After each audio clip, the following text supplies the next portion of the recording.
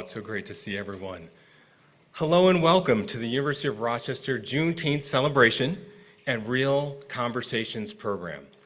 I'm Curtis Johnson, a university trustee, co-chair of the Diversity Advisory Council, and member of the Black Alumni Network. Both organizations are hosts for this evening's program. I'm honored to represent these two groups for our first actual hybrid event. So we have folks who are gathered here with us today in the Feldman Ballroom. We also have folks who are participating online in the program. So I'm delighted to see so many people join us for this event. I come to you also as a proud Rochestonian from the 19th Ward. And also, let's go. I see other Rochestonians, let's go. And also a member of the class of 1988, the great class of 88. Yes. So it's great to be back on campus. It's great to be back home. This feels like a homecoming for me. I'm delighted to be here and engage with the university and see so many people and reconnect with the university community. I want to thank you all for joining us as we gather for this celebration and this conversation to honor Juneteenth, but also to welcome back another University of Rochester alum, Dr. Shane Campbell-Stanton, who we welcome back to campus.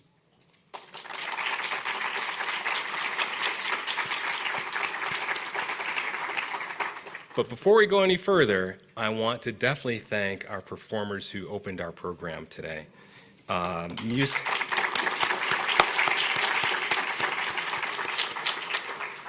Music has the ability to unite and inspire, and what we saw was just sheer talent and grace in setting the tone for this evening's program. Let me introduce our performers. At trumpet, we had Herb Smith, a graduate.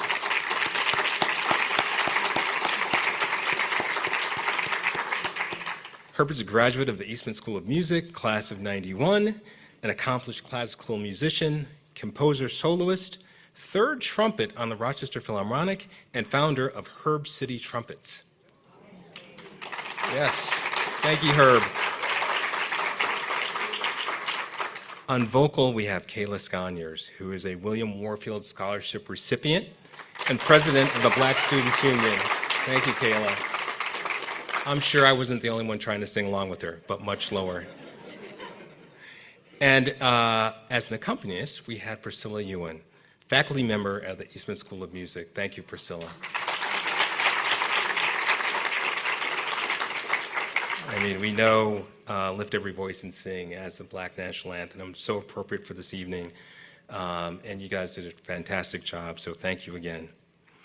We have a really exciting program planned for you this evening. The University of Rochester first recognized Juneteenth as a university holiday in 2021. It's fitting now to have the opportunity to welcome the University of Rochester president who ushered in this holiday to the university calendar.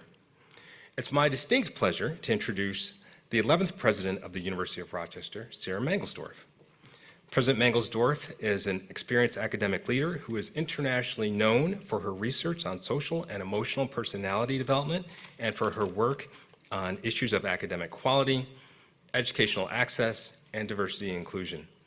She also holds the title of G. Robert Whitmer, Jr. University Professor and is an elected member of the American Academy of the Arts and Sciences. Since her appointment in 2019, Sarah has focused on defining the University of Rochester as a global research university of the future. She has increased the university's investment in research and clinical enterprises, worked with staff and community leaders to elevate the university's status as a great place to work, and champion the institution's strength as one university. And it's a pleasure to work with her as a member of the Board of Trustees. Please join me in welcoming President Sarah Mangelsdorf.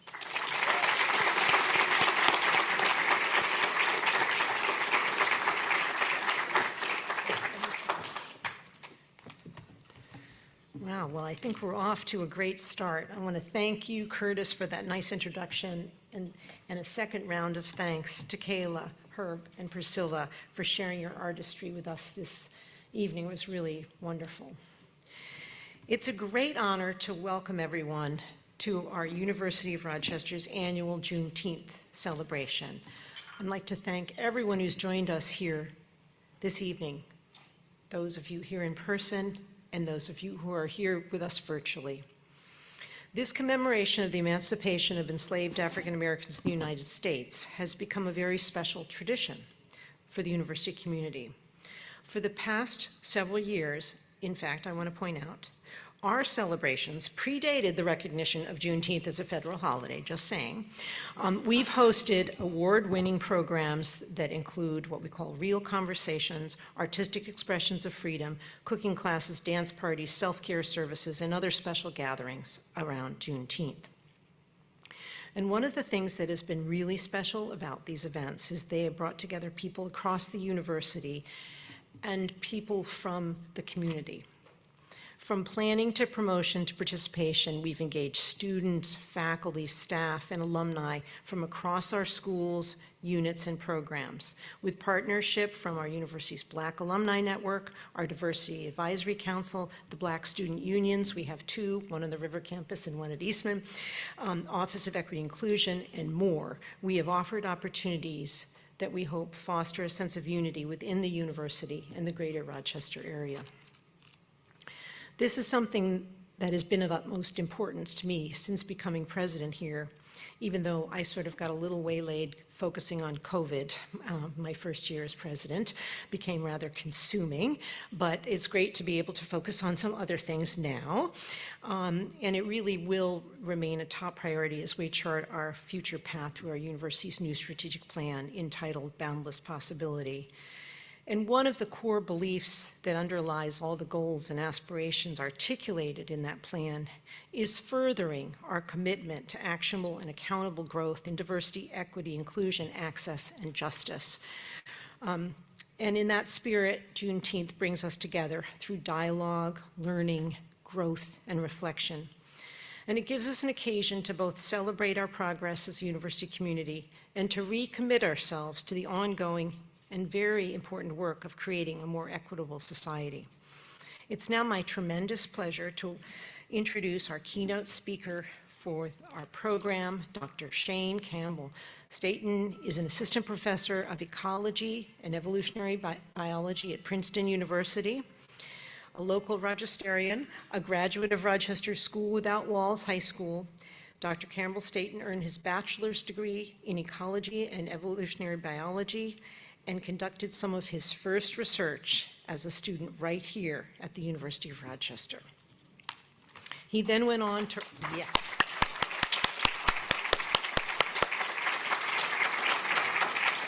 He then went on to earn his PhD from Harvard University and then a National Science Foundation Research Fellowship. In addition to his work at Princeton, Dr. Campbell Staten finds innovative ways to making his cutting-edge research which examines the influence of human activity on evolution, accessible to all. He has used, and I thought this was really fascinating, graphic novels, movies, and television shows, to name a few.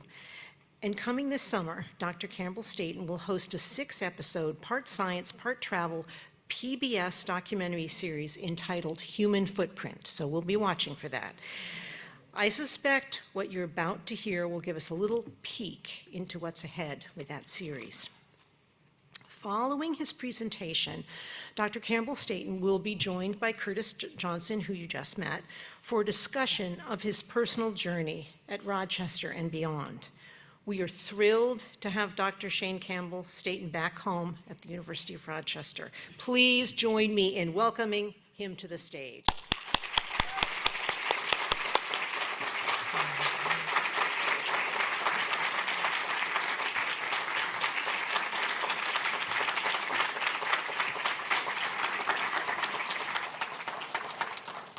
Thank you so much for having me.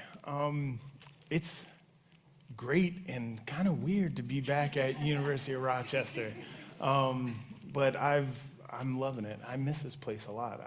Sometimes you don't realize how much you miss a place, until you come back home. So thank you for having me back home.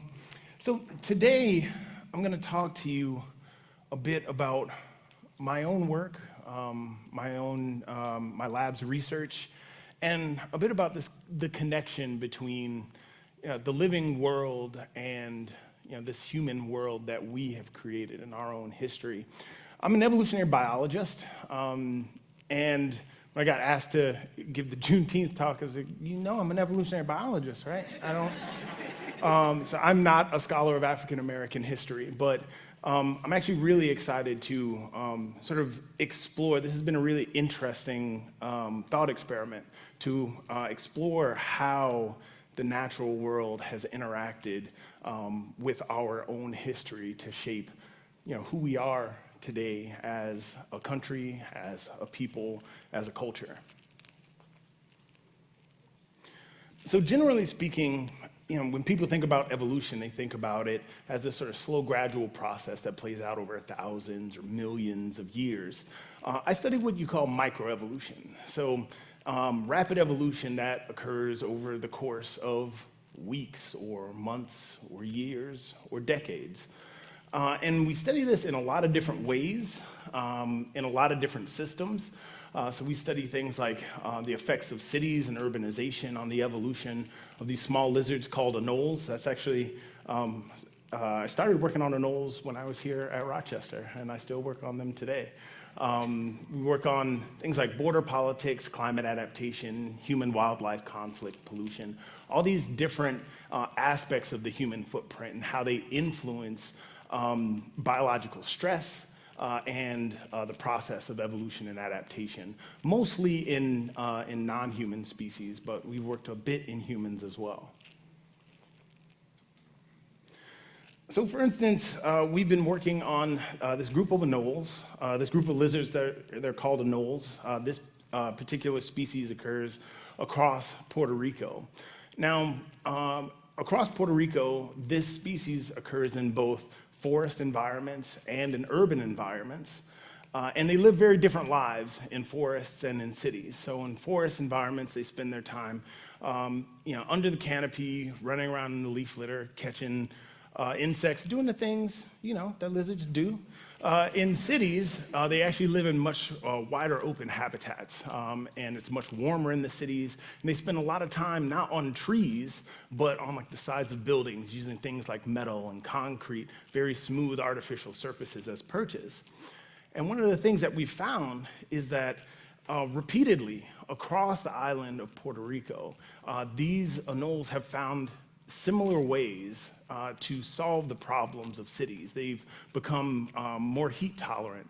They have evolved longer limbs to use buildings as perches instead of trees. And what's interesting is that each of these populations that has independently moved into the cities has found really similar ways to solve these problems in urban environments, showing us that the process of evolution, not only can it occur really rapidly, but it can also be quite repeatable. Now urbanization, that's one of the aspects of our human footprint. An older aspect of our human footprint is how we go about interacting with the species around us through hunting. Recently, my lab has undertaken this research project looking at the evolution of tusklessness in African elephants, looking at this particularly in response to an intensive period of poaching in Mozambique in Gorongosa National Park. The Mozambican Civil War was fought between 1977 and 1992. During this time, the large mammal population in Gorongosa was reduced by 90%, including African elephants, which were targeted during this time for their trademark tusks. Now, under normal circumstances, elephants have tusks, but there is a small proportion of females that lack their tusks. And I remember going and starting this project in Gorongosa, and we captured this female, and she was old enough where we knew that she had survived the Civil War. And looking into, we sedated her, worked to gather data, and working with this female, looking into her groggy, sleepy eyes, it gave me really interesting insights into our human footprint. So if you think about the life of this female, she lived during a time that saw 9 out of 10 of the members of her species slain for their tusks. But she survived. She went on, had children, had grandchildren, became the matriarch of a herd. And she is living an incredible life, but she's a survivor. Now, what's really interesting about her story, as tragic as it is, the reason for all of that is because we as a species like to make trinkets out of their teeth. That's it. That's the only reason. Right? We live in a time where even our simplest whims, like what we decide to buy in a jewelry store, can literally change the face of the largest terrestrial animal on our planet. Now, these stories, our human footprint isn't pretty most of the time. But they also offer us, how organisms respond to our human footprint, offer us opportunities to learn for ourselves. So for instance, this zoophysiologist and Nobel laureate August Crowe, he once wrote that, for some large number of problems, in this case he meant medical problems, there will be some animal of choice or a few such animals on which it can be most conveniently studied. Right, this became known as Crowe's principle and became the foundation of what is now known as evolutionary medicine. This is based on the idea that evolution by natural selection has produced some incredible diversity. And in response to extreme environments, some of the form and function that has resulted from the process of evolution very closely mimics some of the medical conditions that we struggle with as a species. And understanding how those species cope may lead us to solutions for ourselves. For instance, in the year 2020, there were 19.3 million cases globally of cancer diagnosed in that year. It's predicted that in the year 2040, that number will increase to 30.2 million diagnosed in that year. Now, we know a lot about the genetics of cancer, the genetic mutations that can cause cancer, that make an individual more predisposed to cancer. We know very little about genetic variation that may allow an individual to be more resistant or resilient to cancer. But perhaps nature has already found some of these solutions. So we've been studying the wolves that live and hunt in the Chernobyl exclusion zone in order to understand whether or not this particular event in human history has been a selective pressure for this population. Now, if we consider a wolf pup that's born in the Chernobyl exclusion zone, from day one, this animal is exposed to ionizing radiation in the environment. And it lives its life between like 3 and 5 years, accumulating that exposure from the environment. And then with every meal that it eats, it's gaining additional doses of radiation from organisms like prey species like European bison that have been accumulating radiation because of the grass that they eat, which has been accumulating radiation from the soil. So, this combination of their long-lived nature, this sort of bioaccumulation across their lifespan, and the fact that they eat at the top of the food chain, means that this species may be really unique for understanding how an organism may evolve to be more resilient or resistant to cancer. One of the things that we've found is that we clearly see that this Chernobyl population, when we look at their internal radiation doses, this is cesium-137, significantly higher than animals that live right outside of the exclusion zone in Belarus. And one of the things that we've found in this population is that the fastest changing regions of the Chernobyl wolf genome seem to be in and around genes that we know are involved in cancer. And now we're working with cancer companies and biomedical researchers to understand what these genetic changes mean, with the hope that potentially they will lead us to novel therapeutics to treat cancer in humans. Now, that's all good and fine. And he's like, Shane, that's really interesting, but what does that have to do with Juneteenth? To which I say, why don't you calm down and let me finish my talk? I'm getting there. So when we're talking about our human footprint, when you think about African American history, and its origins, right? Where does African American history start? Some may say, 1619 when, the very first slaves landed in the States. But if you look a bit deeper, you see that African American history actually runs really deep, like 100 million years deep, which is sort of an interesting perspective, to reflect on for Juneteenth. So I'm going to share with you this 100 million year story of African American history.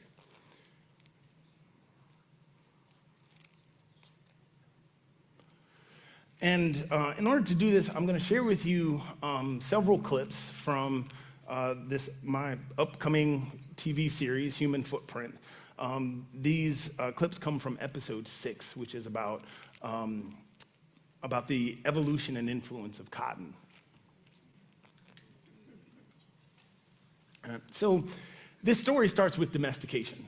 Domestication is one of our earliest impacts on the natural world. It has multiple geographic origins. Domestication popped up almost simultaneously in several different places.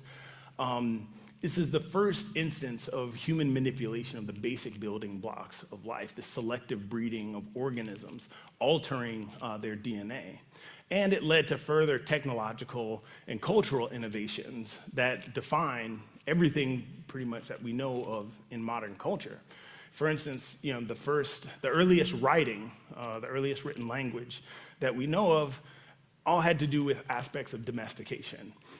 People having to keep track of, their crops and their livestock.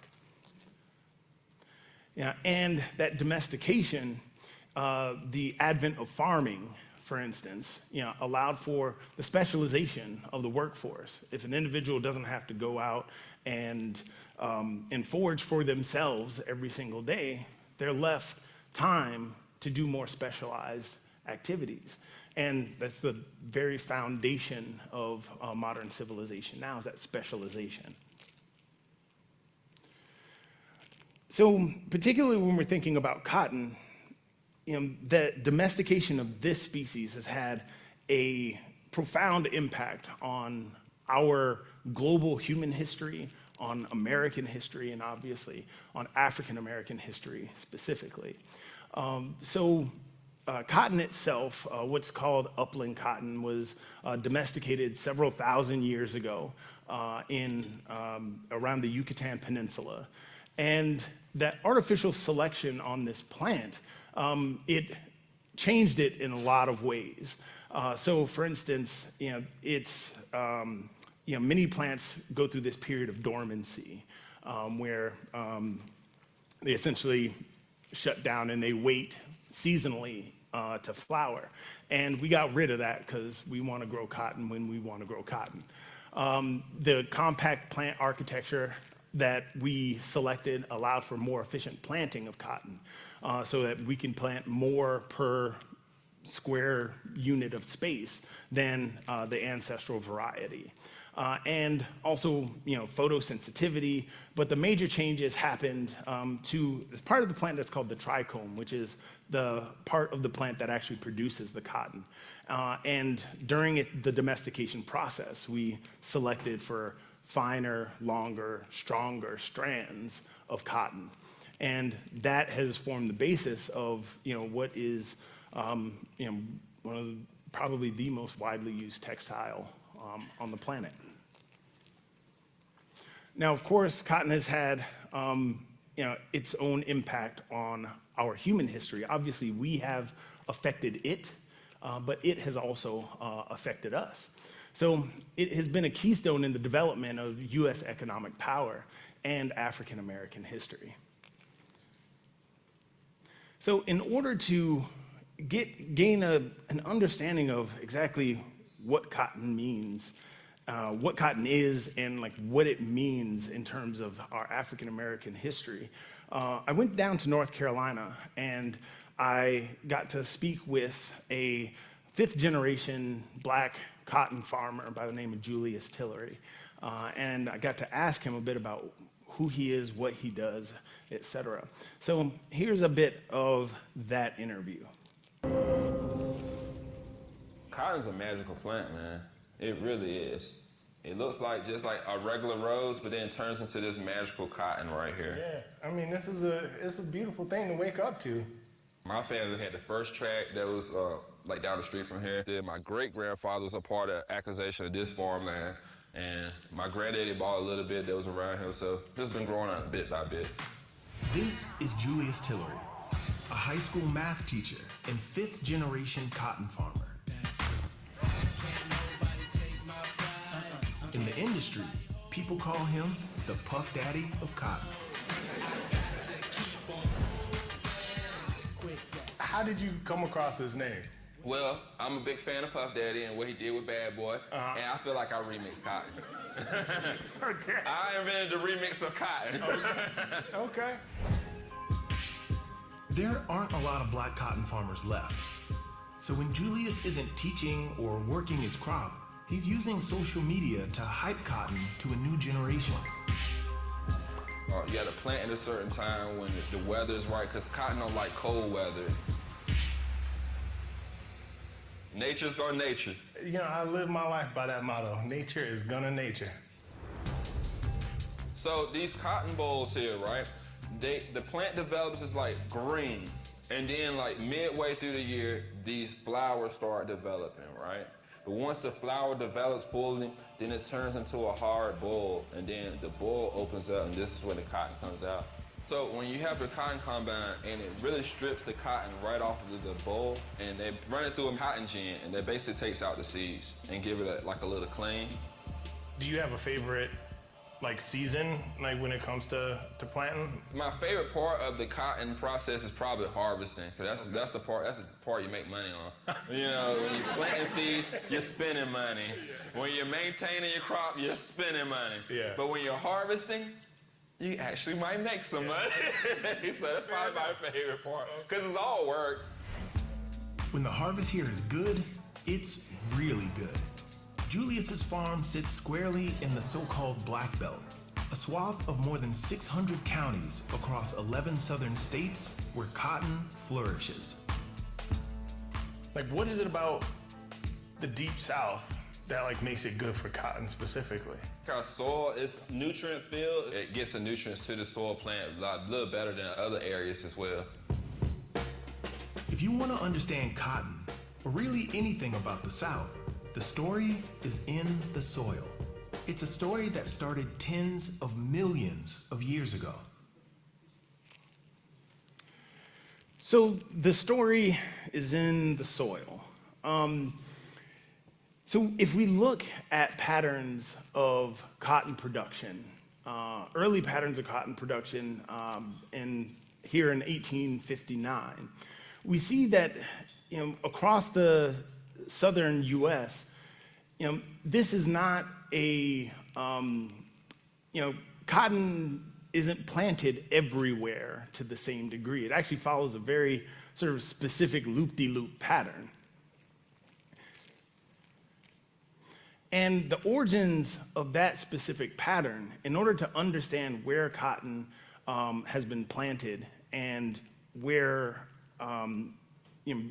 African Americans worked the most intensively with cotton, you actually have to go way, way, way, way back in time. You have to go back to the Cretaceous. So I met up with a biologist called Craig McLean in Alabama, and he told me about the origins of the Black Belt, this swath of soil that has been so productive for cotton. Exactly what is it that I'm looking at here? Yeah, you're seeing 1.5 million years here. Wow, that's a lot of history. This is biological oceanographer Craig McLean. Think of a ridiculously oversized roadside attraction, and well, Craig's probably taken a selfie with it. But in his day job, Craig studies some of the smallest creatures in the ocean. So quite frankly, like, when I look at this, honestly, I mostly just see rock. So let's go back to about 135 million years ago. And so we're at the beginning of the Cretaceous period. So at this time, the climate's warm, and so the polar ice caps are melted. This is all what we call shallow seas. Okay, so the Gulf, like, it extended much farther. That's right. Oh, very much so. We would be a couple 100 feet underwater. And it was also a much warmer Earth than it is now. Okay. And so that caused a lot of plankton production in the waters near the coast. And among those plankton were microscopic algae with calcium carbonate shells. There's so many of them that the zooplankton that they can't eat them fast enough. So a lot of it is just sinking to the seafloor. Over millions of years, layer upon layer of those tiny shells were compressed under their own weight into chalk, a type of limestone. We're moving from the bottom up, we're going from the past to the present. That's right. So every foot that you see there is about 18,000 years. So if this is about 80 feet, then we're seeing about 1.5 million years of the deposition of these tiny plant skeletons, actually. Millions and billions of them. And packed tight. Yeah, over millions of years. Over millions of years. Okay. It's basically what we're looking at is a massive graveyard. It's the ghost of oceans past, essentially.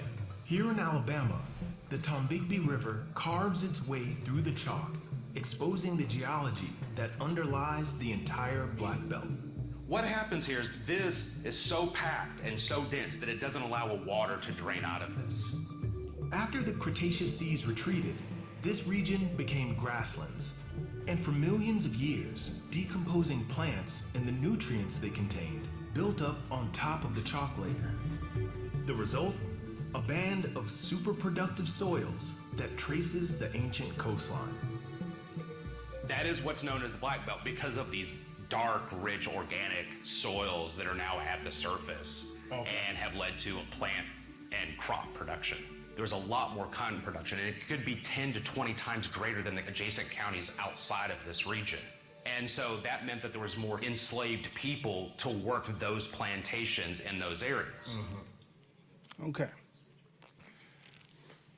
So now, when we think about this band of cotton production, the density of enslaved African peoples during the transatlantic slave trade and afterwards, like that patterning and where they fit across the South, its origins date back to the Cretaceous, over 100 million years ago. So now when we look at where this coast is, we can see in green here, you can see this swath of sediment that is now known as the Black Belt. And now you can see exactly what is driving this pattern in cotton production across the South. It's that same ancient coastline. Now, of course, when we think about cotton, you also have to think about the economic impacts. Right? I mean, this was a major driver of why cotton became such a huge boom globally, and with the U.S. becoming the center of it. So while I was visiting Julius, actually, I called up a Harvard historian by the name of Sven Beckert, who wrote the Empire of Cotton, and asked him a bit about this economic history and its association with cotton and African American history. Hello? Hey, Sven, how's it going, man? Good, good, good. How are you, Shane? This is Harvard historian Sven Beckert. He enjoys life's simple pleasures, like a good espresso. But even on sabbatical in Florence, Italy, Sven can't stop thinking about the roots of global capitalism. He's written an award-winning book on the subject, and at the heart of the story is cotton. Yeah, so one of the things that you mention in your book is that, cotton is so ubiquitous as to be invisible You walk into a store and you can buy a t-shirt for a few dollars, you can buy a pair of jeans for a few more dollars. You know, it's almost like the air we breathe. But this white, fluffy fiber, once we start looking into its history, that allows us to understand how the world in which we live in today came into being, with all of its possibilities and with all of its problems. Humanity's history with cotton runs deep. People need food, but then next, they need clothing. Humans have grown, spun, and woven cotton for thousands of years, but global demand spiked in the 1700s when key innovations in Britain made it possible to manufacture cotton fabrics at an industrial scale. By the late 18th century, the French Caribbean colony of Saint-Domingue, present-day Haiti, was the world's top producer of raw cotton. But in 1791, enslaved African workers revolted and overthrew the government, essentially bringing cotton production to a halt and creating an economic opportunity for the new United States of America. The moment when cotton comes to the United States and when the United States becomes important to cotton is the early 1790s. Just 2 years after the Haitian Revolution, American inventor Eli Whitney designed the first mechanical cotton gin, a machine that could process cotton 50 times more efficiently than a human worker. Whitney genuinely believed his invention would reduce the demand for slave labor, but the efficiency of the cotton gin actually made cotton far more profitable, fueling the expansion of the plantation system across the South, particularly on the ancient coastline that formed the Black Belt. The United States had a very large quantity of land on which cotton could be grown, and then it also had a very large number of enslaved workers that could be forced to engage in cotton agriculture.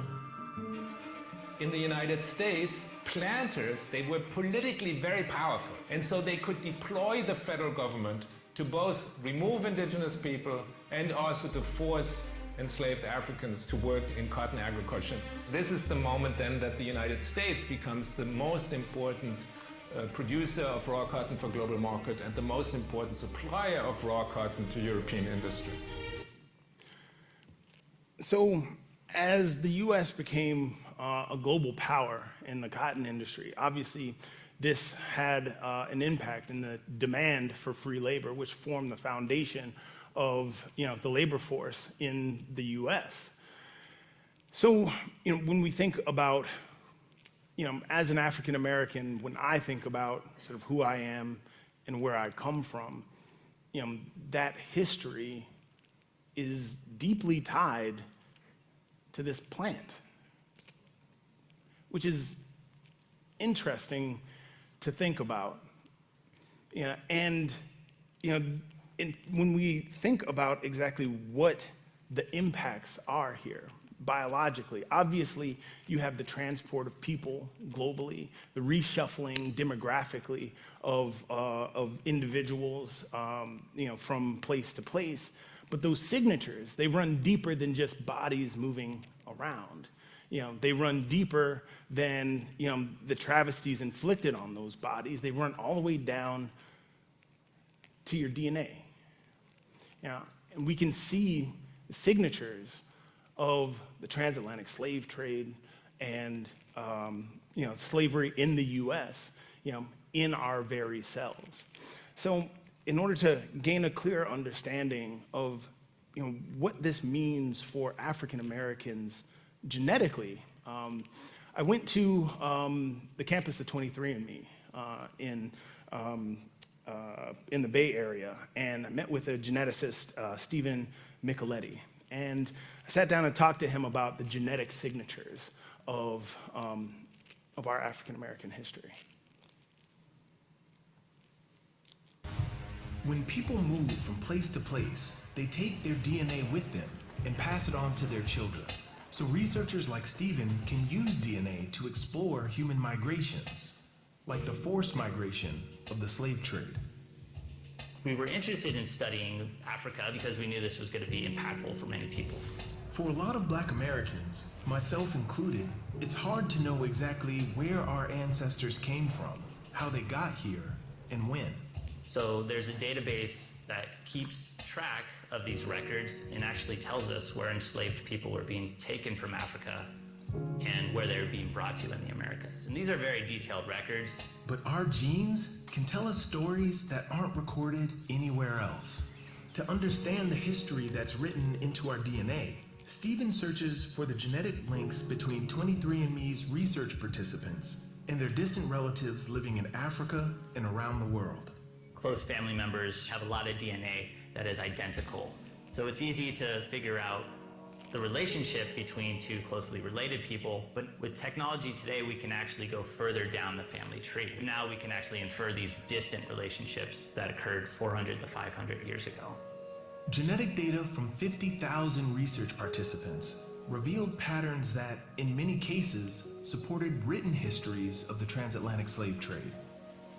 If we focus specifically on the historical records, we know that the primary source of enslaved people was West Central Africa, where 5.7 million individuals were taken. If we look on the genetic side, we see that most people living in the Americas have genetic connections to West Central Africa. So that's pretty intuitive. More people were being taken from West Central Africa, more people in the Americas today have genetic connections to that region. But the genetic data also show that the transatlantic slave trade was only part of the story. Importing enslaved people from Africa was outlawed in 1808, but slavery continued, supported by a domestic slave trade, through which more than 1 million enslaved people were forced to migrate from the Upper South, states like Virginia and Maryland, to the Deep South, where cotton was booming. And that left a signature in the DNA too. The group of people that were impacted the most were the Igbo from Nigeria. Probably as a result, we see that a lot of African Americans today have connections to the Igbo people. They have a lot of Nigerian ancestry. Most Black Americans also have some ancestry from Europe, and the details paint a troubling picture. In general, genetic males have an X and a Y chromosome, and genetic females have 2 X chromosomes. So we can look specifically at ancestry on these sex chromosomes to determine where the maternal or paternal line originated from. And one of the disturbing things we found is, in most cases, people of African descent have a European paternal line and an African maternal line. And over 60% of people taken from Africa were men, yet we're seeing this female bias in people today. What story does this tell us? It tells us about exploitation of enslaved African women, and it tells us that, to be blunt, they were being raped. We wouldn't see this pattern any other way. And we know that slavers were taking advantage of enslaved women. These genetic data confirm it. And centuries later, millions of us still carry the evidence of our ancestors' trauma in our DNA. So, as you can see, that history, not only can we read about it in books, not only can we be told about it, through oral histories, but it's written into the very DNA of African Americans. That's always a hard one for me. So, as time ticks on, we get to the point where, 1860, cotton ends up representing about a half of all U.S. global exports. It sparked what would become the Industrial Revolution, led to the reconstruction of global land use for agriculture, and became the foundation of the modern global economy. In 1861, in order to preserve themselves as the center of this global economy, the southern states secede from the Union, leading to the Civil War. And by 1865, you have the fall of the Confederacy and the emancipation of enslaved people. Now, you might think at that point, cotton is done. But that's actually not the case at all. So cotton does end up taking a temporary hit in terms of its global production, but By 1872, like less than a decade later, the global exportation, US exportation of cotton rebounded and then exceeded pre-war production, continuing to grow into the 20th century. And at this point, the free slave labor that formed the foundation of this economy was replaced by essentially indentured servitude. But again, it's black bodies that form the foundation of this economy through means of like sharecropping. And then something unexpected happens. We get a new player in the game. And this has to do with another aspect of our global footprint. You know, as we talk about this migration of humans spreading all across the planet, we don't move by ourselves. We bring other species along with us intentionally and unintentionally. And sometimes these species can establish and actually become huge problems for the native ecosystems in which they now exist. So as humans travel, we reshuffle the tree of life, species get redistributed globally, and they can threaten native ecosystems and agriculture. Even in the US alone, it's estimated that invasive species cost the US about $21 billion a year. That's billion with a B. Now, when it comes to our story of cotton and African American history, we actually get sort of a strange hero out of this situation. This species called the boll weevil. So the boll weevil is a native species in central Mexico. It feeds on cotton buds and flowers. Invaded US cotton crops in the late 1800s and then fundamentally altered US economics, demographics, and culture. In order to understand the effect of the boll weevil, first I went to North Carolina State to interview a biologist by the name of Dominic Reisig. And then I went to a particular place in Alabama where this species has a unique history. And I met with a local historian there by the name of LaPonce Harrison.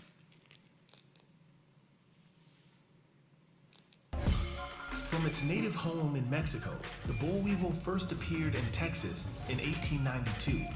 From there, it spread like wildfire through the Black Belt.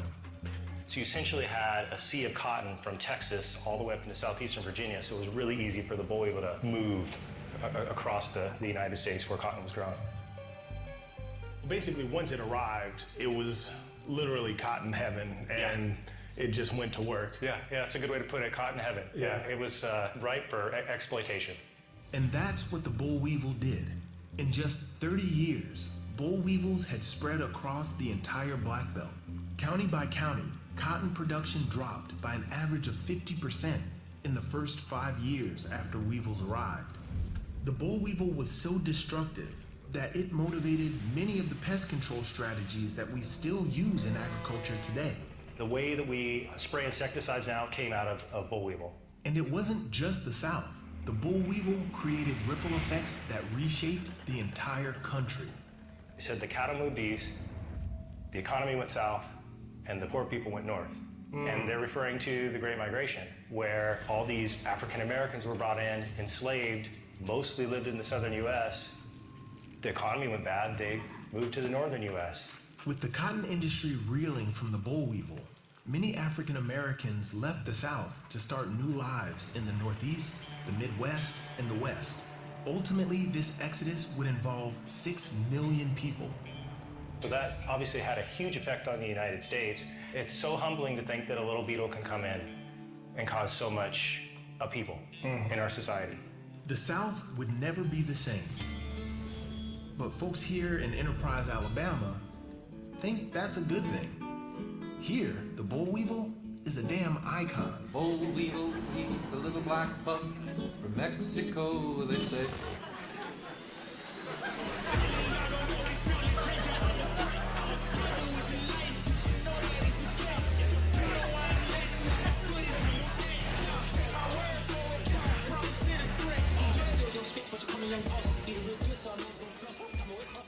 I would like to order the boll weevil special. I am also gonna go with the boll weevil special. When in Rome, as they say. Thank you so much. It's good tasting. My grandboys love it. Oh, yeah? My great-grandboys love it even more. It's like every generation, it gets more and more delicious. Yes, it does. LaPonce Harrison is a local historian with deep roots here in Enterprise and a known-about-town singing voice that won him a leading role in a play about, you guessed it, Come on, put your cotton sack on. Y'all come on. the boll weevil. Do you have any memories of the boll weevil? Yes, I do. We'll go and pick cotton, and I actually experienced the boll weevil on my cotton sack, on my hands, on my arms. You would knock them off. They didn't bite, and it was always fascinating with that little thing sticking out in the front. Yeah, a little proboscis. Yes, in the front there. They didn't bother humans, but they was devastating to cotton. He would bore a hole into that green cotton boll before it opened. Once he bored a hole in it, Game over. game over. What did Enterprise look like before the boll weevil? The main income, the cash crop was cotton. The boll weevil came and devastated this place. It devastated. Okay. So, here you have introduction of this invasive species that basically leads to economic ruin across most of the South. Now, if you remember when I introduced the boll weevil, I said it was sort of this unexpected hero. Now, of course, that economic ruin, anytime you talk about economic ruin, it always goes from the bottom up, right? So the very first people that were affected by it were the sharecroppers across the South, which led to the Great Migration. And so when I say, the boll weevil is a hero, I mean that because without the boll weevil, would we have had the Great Migration? We're talking about 6 million African Americans that go from the Deep South to the West Coast, up north to the Midwest.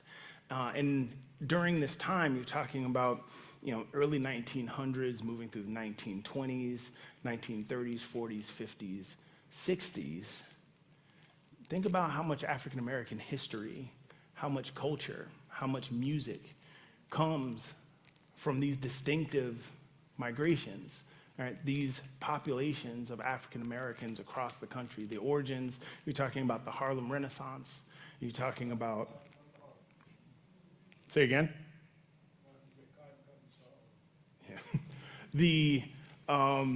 Talking about the Harlem Renaissance, you're talking about, the origins of, the Chicago blues, of jazz, of hip hop, of R&B, et cetera. All this comes from this great migration that was forced because of this one invasive species.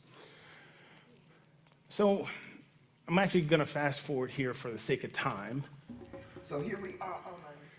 But now, when we look and think about African American history,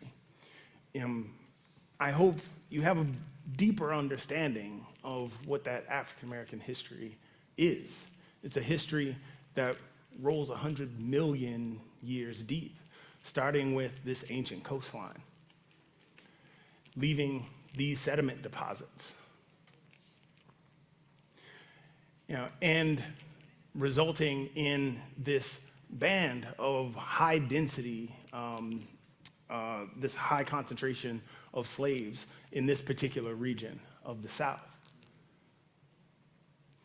But even today, in 2017, when you look at Black population by county, you still see that ancient coastline.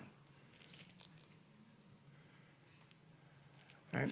And we look at, we fast forward to 1964. This is 1 year before the Civil Rights Act. This is the voting patterns by county across the Southeast. Now, you don't really see much of a pattern here. But today, and this started in 1965, now all of a sudden, when you look at who votes blue and who votes red across the South, it still follows that ancient coastline. Right? So much so here we have counties that Obama won in 2008 versus cotton production in 1860. Right? Again, you see this very distinctive pattern that runs 100 million years deep. Even in the 2020 election, you see this pattern emerge once again. Now, this pattern, not only is it's more than just an artifact from this ancient coastline, it actually still is important today. Right? So if you think about the political landscape of today, when this ban disappears, right, that tells us something very specific about what has happened to voting rights across the South. When you look at other aspects of our biology, the prevalence of female obesity by county, for instance, again, you see it following that ancient coastline. Right? That coastline, right, is a signature of modern inequities in our health system. Right? And the day that that pattern disappears, we know we've done something. Right? So when we think about 100 million years of African American history, we have an ancient coastline that has shaped geographic patterns of contemporary culture, including demographics, politics, and racial discrimination. We have domestication of a single plant species that fundamentally shaped the arc of African American history. And then we have the northern spread of an invasive species that set the stage for the spread and influence of African American culture worldwide. So there you have it, 100 million years of African American history. I hope this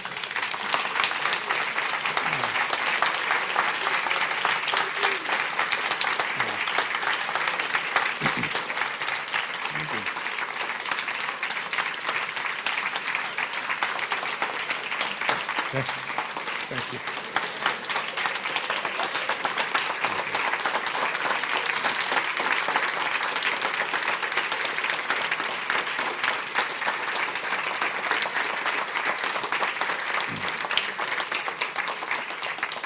So now when you think about Juneteenth, and you reflect on African American history, I hope you have a much deeper understanding of what that history is and how it came to be. So at this point, should we have a conversation? Okay. So Curtis Johnson, let's sit down and talk about some things.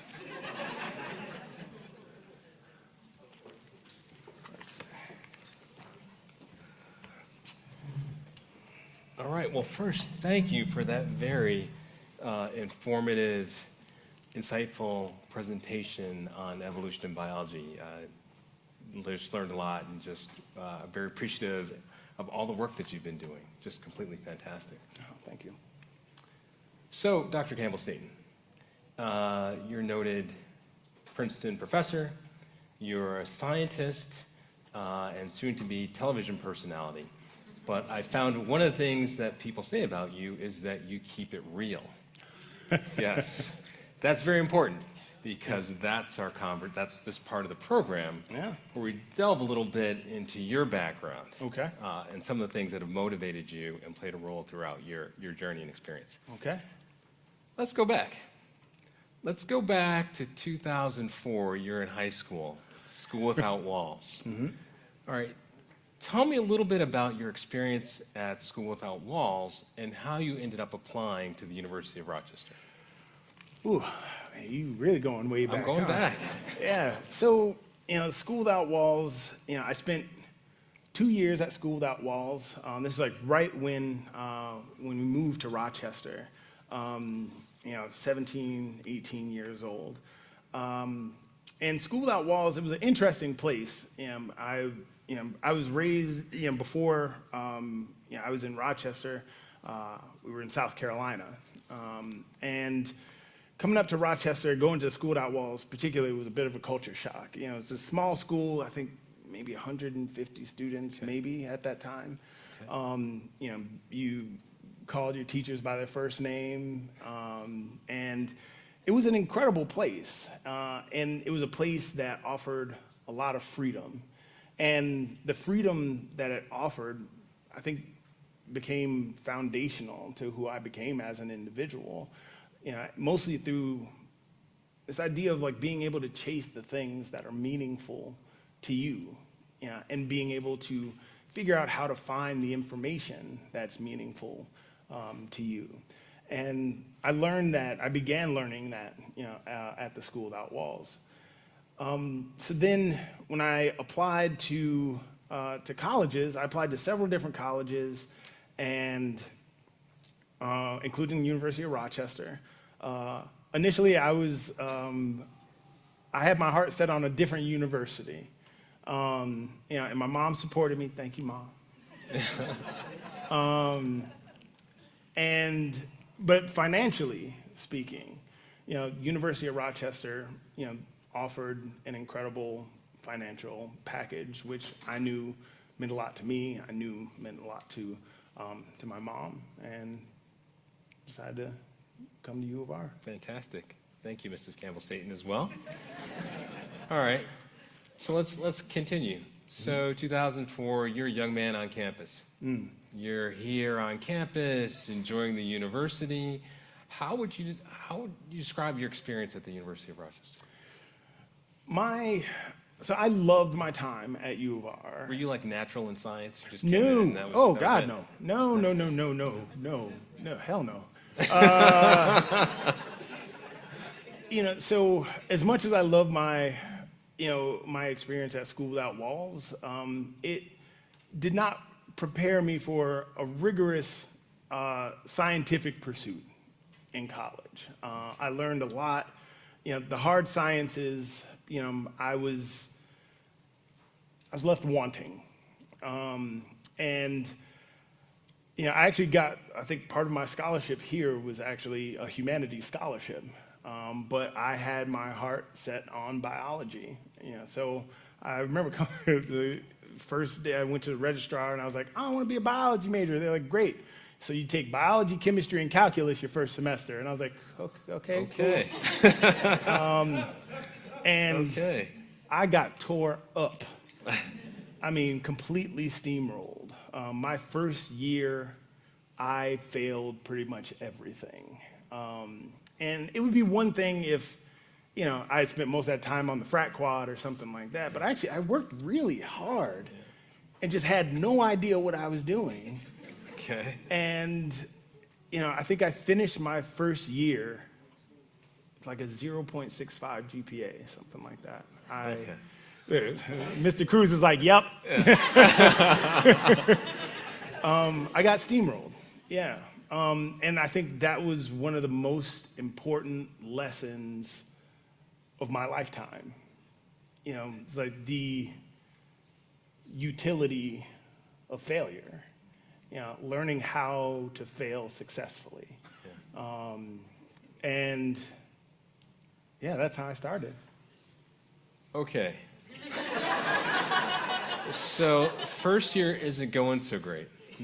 So you came back? I did come back. I almost didn't come back. Okay. I remember after my first year, I went home with my tail between my legs, and I had to face my mom. And I don't know if you even remember this conversation, but I was like, listen, I tried. I tried really hard, and I failed miserably. It was the first time I'd ever so completely failed at something. I was like, might be time for me to just get a job. And I remember my mom just looked at me for a while, which is, my mom does this. You can tell she's working through things in her head and trying not to yell at people. But then what she said, like, I mean, it changed my life.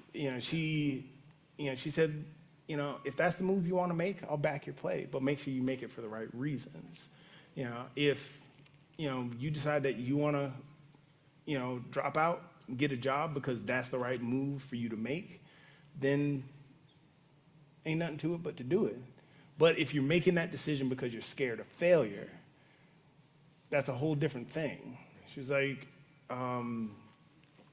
she said, it's hard to live your life with what if hanging over your shoulder. And I thought about that for a really long time. She was like, you got all summer, think about it, and let me know what how we're gonna do this. Okay.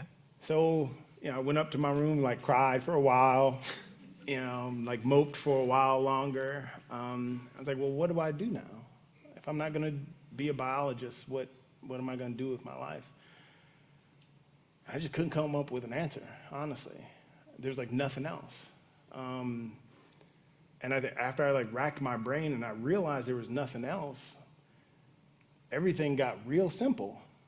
It was like, well, if it's not gonna be anything else, then it's gonna be this. So ain't nothing to it but to do it. And so I went back to my high school and got some science books and reread the science books, from my first year, and showed up sophomore year, went to the registrar and slapped my paper down, like, biology, chemistry, calculus, please. And I went back at it. And what I failed, I tried again. If I failed it twice, I tried it a third time. I just kept grinding until it happened. Wow. Yeah, so it took me a year longer than some. It took me 5 years. But by the end of that time, I was rolling. Okay. Persevered. Yeah. Graduated.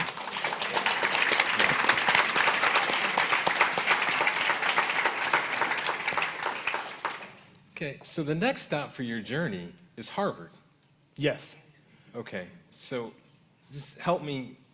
You struggled, you got it together, Harvard called. Yeah. It's easy to say now. It's like, oh, so you struggling in Harvard. But, it was, making that transition was one of the most difficult things I think I've ever done, if not the most difficult thing I've ever done. After I graduated, I spent a year working in the lab I did my honors thesis in on campus. And during that time, if I wasn't buying food or paying rent, all of my money went either to GRE prep or to applications for grad schools. I think I applied to almost 100 grad schools, a lot of grad schools. Because I was completely convinced that I wasn't going to get in anywhere. So I applied everywhere from University of Rochester to the National University of Singapore. Okay. All I knew was I wanted to go to grad school. Yeah. And at that time, I decided to wait a year because I knew that, my GPA, I was doing well by the time I finished, but I had that early tail of failures, that, still left a mark. So I knew my GPA was nothing special. I studied for the GREs, and it was nothing special, honestly. So I sat down and I was looking at my materials, and I was like, okay, trying to get into grad school, there's somebody reading this and 100 other applications. What's going to keep them from throwing this in the trash? And I knew I had two things that I could possibly have going for me. Because, I was positively mediocre on paper, let's be honest. And, but I knew that there was a GRE subject test. And I knew that on that subject test, there was a section that was specifically ecology and evolutionary biology, which is what I wanted to study. And I knew that they would grade you specifically on those different sections. And it's like, if anything, I just want to be able to show people that I might not be good at a lot of stuff, but this one thing that I want to do, I'm good at. I'm really good at. And the other thing was my personal statement, and I knew that I had to say something real in order to give somebody some pause before they threw it in the trash can. And so I took the subject test and overall did positively mediocre. On the ecology and evolution section, I scored in the 99th percentile. So I was like, okay, you got one thing going for you. I had, it's like that checklist of 2, and I was like, 1 down. And then I had my personal statement. And in that personal statement, it took me a while, to figure out how I was going to go at it. And then I just decided to go headlong at the issue. And my personal statement, went something akin to, if you're looking for the valedictorians, you can go ahead and toss this one, because I'm not that. If you're looking for, the student who got straight A's, you can go ahead and toss this, because I'm not that. But one of the things that I've learned about science is that being a scientist, being a success in the sciences, isn't about who knows everything all the time and is always right. Being a scientist is about what happens when you hit a roadblock. How do you go about overcoming, the obstacles in your way? How bad do you want to find the answer? And I was like, if that's who you're looking for, if you take a close look at my application, I can show you that I have that more than anybody else that you'll get this year or any other year, because I've already been through it. I failed in science a lot. And whatever I failed at, I tried again. And if I failed a second time, I tried a third until I got it. And that's all I had, And so I sent it in, and then at some point I got a package from Harvard.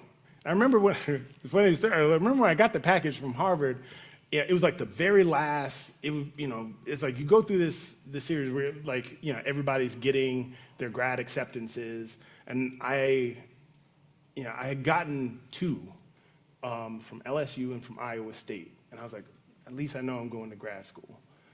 And then I was like, as long as I don't hear from Harvard, I'm cool. It's like the longer I don't hear, the better. At least they're thinking about it.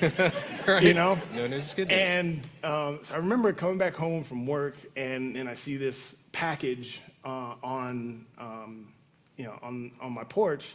I walk up and I see the little crimson crest in the corner. I was like, oh, here it comes.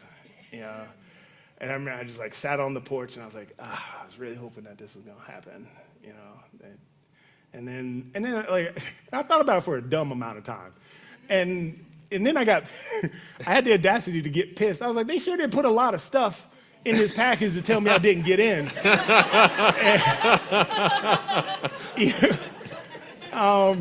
And I was like, well, wait a minute.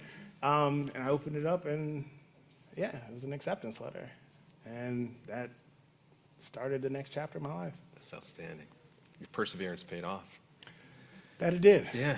So let's talk about diversity in the field of science industry.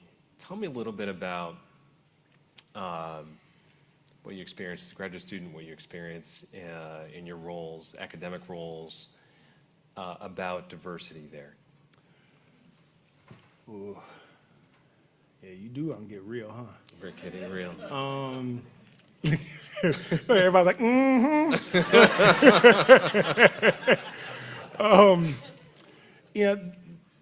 so it varies across the sciences. In my field, in ecology and evolutionary biology, it's woefully underrepresented. And the farther I've moved along, in the academic trajectory, the worse it's gotten, honestly.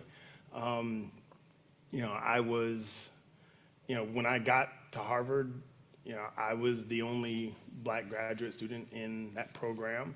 I think another came in as I was leaving, so, you know, gotta have the one, I guess.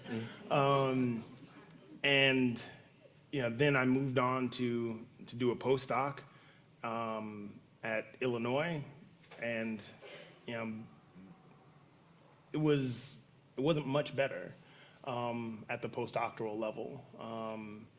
And then I finished my postdoc at University of Montana, and you know, it felt like I was the only black person in the state, honestly. But you know, it just, you know, everywhere I've gone, there are not people who come from where I come from. You know, at UCLA, I was the only black faculty in my department. Technically, the first black faculty in the history of that department, like since it separated from the other fields of biology there. At Princeton, I'm the first black faculty ever hired in the history of that department. Yeah, so, I mean,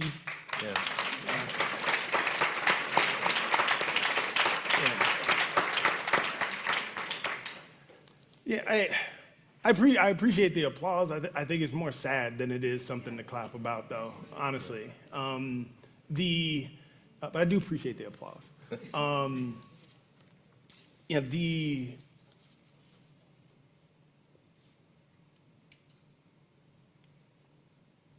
I find myself getting weirdly emotional now. Yeah, it's difficult to be the only person who comes from where you come from, you know, Okay. That's right, from Rochester. Yeah.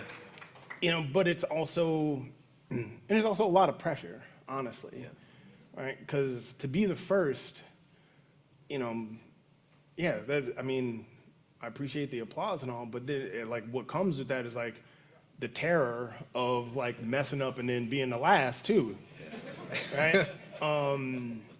You know, and it's hard to not put that pressure on yourself. You know, it's easy to say like, oh, that's not on you, like just do your thing and focus, but it's there, you know, it's always there, like whispering over your shoulder. You know, it's like, don't mess this up, you know, for the next person. So it is what it is. Yeah.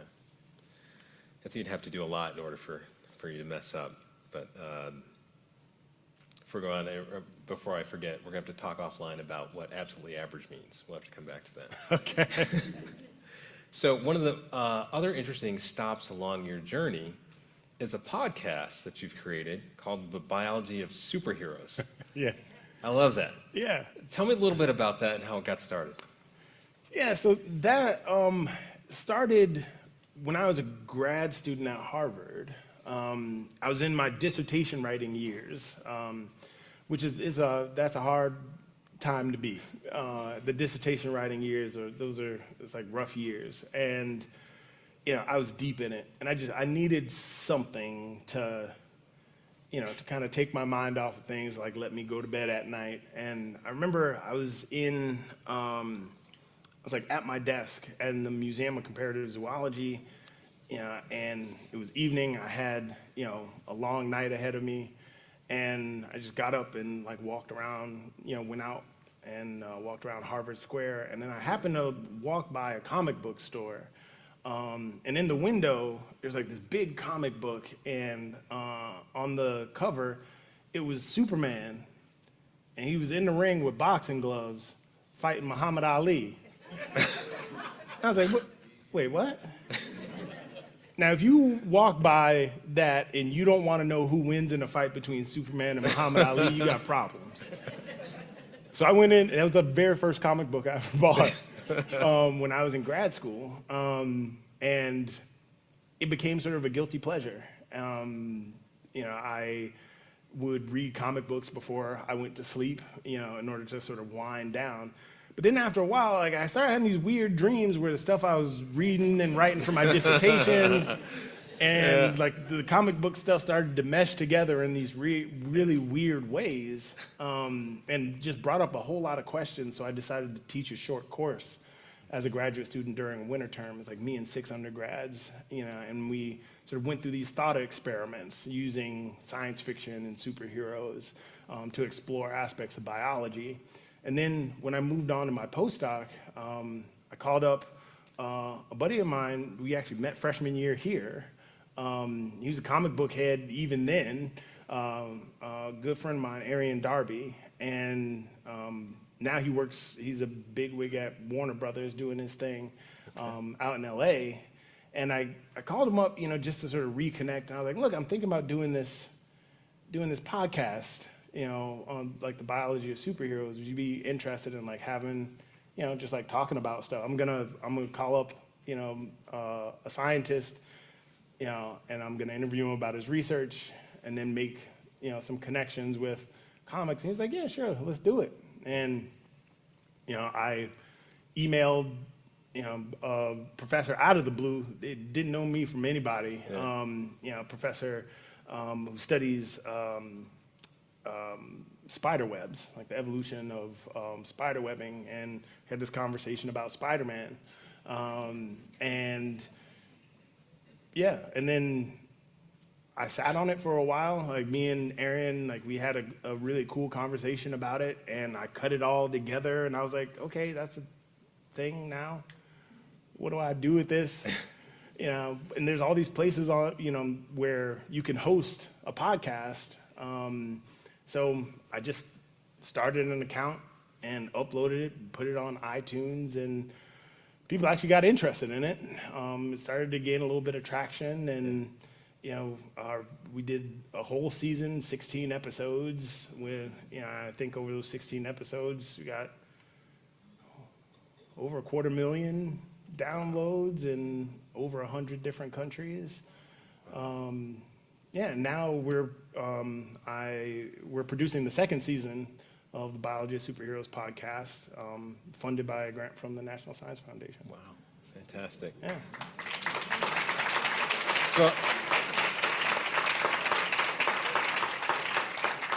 So I gotta ask, who's your favorite superhero? See. You said Spider-Man, so I was like, well. Yeah, favorite I gotta go with the Hulk. I can relate sometimes. It's like mild-mannered scientist, and sometimes something happens and you get a little too mad, and you gotta calm yourself down. Yeah. But no, I love that character because there's just a lot of depth, to the character. We did 2 episodes, like a 2-part series on the Hulk, in the first season, talking about stress physiology, and then talking about abnormal psychology, and how we mentally deal with stress. That sounds amazing. Yeah. Okay, so this summer you'll debut your part science, part travel series, which you highlighted, Human Footprint. Mm-hmm. So while you were filming this, right, we saw places of Mozambique and other places around the world where you traveled. Did you learn anything unexpected or surprising while you're spending the year traveling? Ooh, yes. It's probably one of the most incredible journeys of my life. And it was interesting because going into the series, when I first started talking with the production company, Days Edge Productions, about the idea, it's like I had this idea of looking at rapid evolution, and how humans drive the process of evolution in other species, and they had a similar idea, and we got together and brainstormed it, and then PBS got excited about it and they picked it up, and then the conversations turned it into something bigger than I think any of us had imagined. But at the end of the day, it's about the human footprint. So going into it, I was like, okay, like I'm the expert, and this is what I do. Yeah. And then I started talking to folks, other folks like Julius Tillery, A lot of, I think I did over 100 interviews or something like that, during that year and a half or so. And what I realized is that, like, this thing that I thought I knew from one angle, like one very specific angle. But the through lines, like what it means, like what the human impact is on the living world, is something that's so much broader. It intersects our everyday lives in so many different ways that most of us don't see or realize or understand. And in this journey, it's like we didn't pull any punches. Like, we went deep, and some of it was troubling, some of it was silly, some of it was fun, some of it was downright ridiculous. But it opened my eyes to how deep our human footprint runs, and how connected we are to the natural world. I think it's easy, we sit, in buildings like this in air conditioning and, with no grass or, anything, that we can identify as natural around us. And we like to think of ourselves as disconnected from the natural world. But even here, right now, the decisions that we make collectively as a species, even the decisions of an individual, can fundamentally reshape the tree of life in very real ways and alter the evolutionary trajectory of other species in really weird ways. And it reflects on who we are as a species in a lot of different ways. And so, it just really broadened my understanding of this thing I thought I was an expert in. Yeah. You highlighted many different places where you went, from Mozambique to Chernobyl. Which was your favorite, or that you learned the most from? Ooh, that's a hard one. We went to the Arctic Circle, to the small town, I guess you can call it a town, Resolute Bay, which is, I think it's like the second northernmost human-occupied place on the planet. And I met with a young Inuit hunter there, who runs a sled dog team. And we're trying to understand this connection between humans and dogs in this episode. And, I sat down and I had a meal with him and his family. We had a meal of muskox and beluga, and, we talked about, his experience with his sled dog team. I landing in the Arctic, I'd never been any place where I was so absolutely sure, if left to my own devices, I would for sure die. Like, absolutely 100% without a doubt. If someone had left me alone, I would have been done for. It's one of the most stark white, featureless environments I'd ever been in. And, we went out hunting for seals. We slept on the ice. And I talked to him about, this connection, his personal connection with sled dogs. Yeah, I think young kid, he's like maybe 21 years old. Taught himself how to run a sled dog team from YouTube. But then you look a little bit deeper, it's like he had to, because there's a generational gap, because the Inuit were forcefully relocated to Resolute Bay, and the Inuit sled dogs, the Canadian government systematically killed them off. They almost went extinct in order to sort of force that stayed relocation of the Inuit so that they could claim part of the Arctic Circle. So there's an entire generation where this culture, a culture that's 1,000 years old, there's this gap, because of, this political decision. And now you have this 21-year-old kid who's like trying to recapture 1,000 years of history from YouTube. From YouTube. Yeah. But it fundamentally, we think about all the things we did to dogs, but this is, his story, also shows how our relationship with dogs shaped us as a species as well. I also saw my first polar bears there, a little closer than you might want, but it was easily one of the most interesting experiences of my life. That sounds fascinating. Yeah. Our time is gone by pretty quickly, but I want to wrap up with one more question. Tell us about your most influential and biggest role model of your experience. So,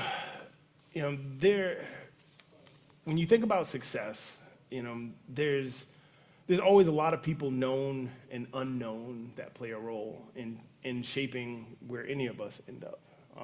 And I have a deep appreciation for all of those people. Many of these people sitting here had, an intense influence on the trajectory of my life. But by far, hands down, my hero is always my mom. She's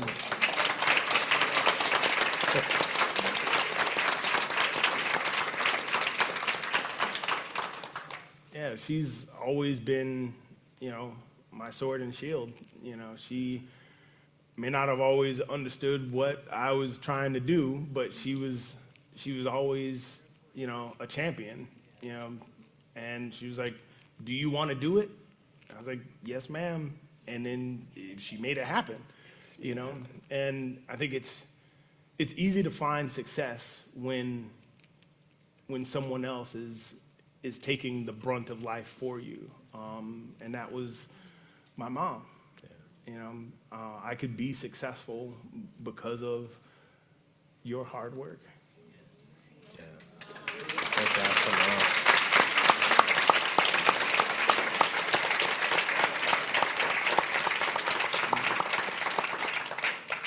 That's fantastic. I want to please join me in thanking Dr. Campbell Staton for this amazing presentation. Thank you. Yes, well done.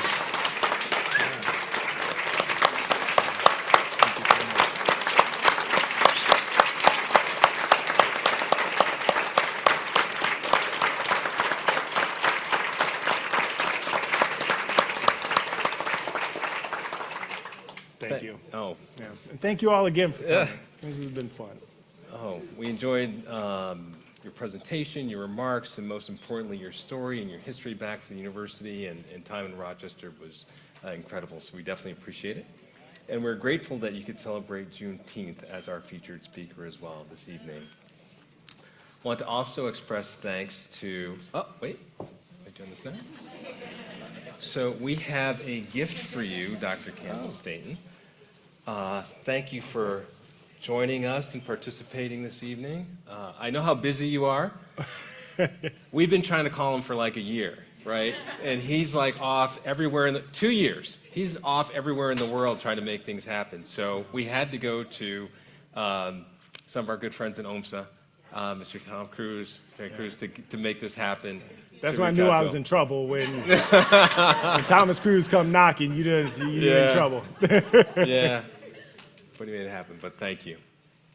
And also, I wanted to express thanks to President Mangelsdorf for joining us and hosting this reception this evening, as well as our amazing musicians and all the folks who worked to make this evening possible, our tremendous AV folks, our caterers, photographer, and staff.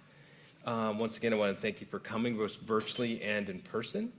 For those of you also, that there's going to be an article that you all receive shortly in Buzz Magazine highlighting Dr. Campbell Staton, so be on the lookout for that to arrive at your home. And this presentation this evening will also be recorded and available online as well. So you can go back and revisit this moment. So once again, thank you everyone for coming. For those of you that are here in the Feldman Ballroom, we are going to have a reception immediately following, which would be in momentarily as soon as I stop talking. It's going to be right over here. But thanks again, everyone, and have a wonderful evening.